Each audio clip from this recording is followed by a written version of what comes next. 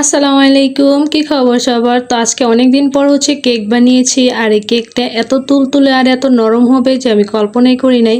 আগে অনেক কেক বানিয়েছি, তো মাঝখান দিয়ে প্রায় ১-১.৫ বছর কেক বানানোই হয় নাই। তো হাজবেন্ড বলতেছে যে আজকে একটু উনি কেক খেতে চান। আমি কিভাবে কেক বানাই তা আপনাদের সাথে শেয়ার করতে এসেছি। তো ফার্স্টেই আমি ময়দা আর বেকিং পাউডারগুলো চেলে নিচ্ছি। আর একটু লবণও দিয়েছিলাম। তো লবণ দিয়ে তারপরে ভালো করে চেলে নিচ্ছি। আর ময়দা যত চালা হবে কেক ততই ভালো হবে, মানে এটা একটা কেকের একটা সিক্রেট বলতে পারেন। তারপরে দুইটা মোল্ডে কাগজগুলো রাউন্ড করে কেটে দিয়ে দিছি। তারপরে আজকে 4টা ডিম দিয়ে কেক বানাবো, সেজন্য একটা বলের মধ্যে 4টা ডিম ভেঙে তারপরে একে একে করে কুসুমগুলো উঠিয়ে নিব। কুসুমটা আলাদা করে কেকটা বানালে দেখা যায় যে ডিমের যে ফোমটা এটা একদম পারফেক্ট হয়। তারপরে একটা হ্যান্ড বিটার দিয়ে তারপরে এই ডিমের সাদা অংশটাকে আগে কিছুক্ষণ বিট করে নিব।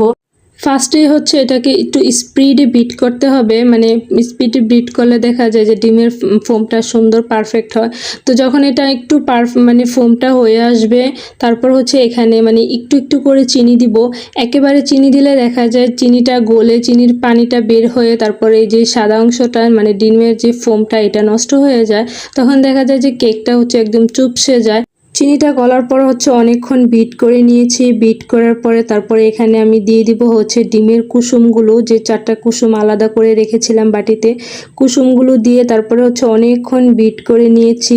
তো এখানে আমি ভ্যানিলা এসেন্সটা দিয়েছি, সেটা মানে ভিডিওতে উঠাইতে মানে ভুল হয়ে গেছে বা স্কিপ হয়ে গেছে। তারপরে তেল দিয়ে অল্প কিছুক্ষণ বিট করে নিছি। তেল দিয়ে বেশিক্ষণ বিট করা যায় না।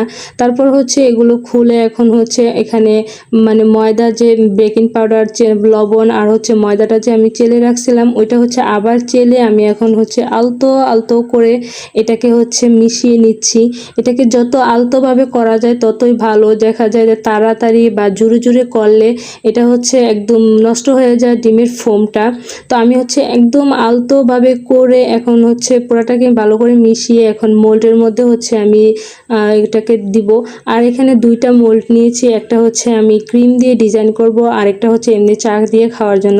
ওভেনে কেক দেওয়ার আগে ওভেনটাকে আমি একদম প্রিহিট করে নিচ্ছি। তো ফার্স্টে 200 তাপমাত্রায় দিয়ে তারপরে 10 মিনিটের জন্য ওভেনটাকে প্রিহিট করে তারপরে টাইমটাকে বাড়িয়ে দিচ্ছি, মানে 30 মিনিট দিয়ে তারপরে এখানে আমি ওভেনের মধ্যে কেকগুলো দিয়ে দিব। আর তখন 10 মিনিট প্রিহিট করলে দেখা যায় যে কেকটা খুব ভালো হয়।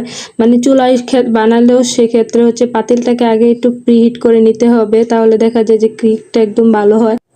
ওভেনে 30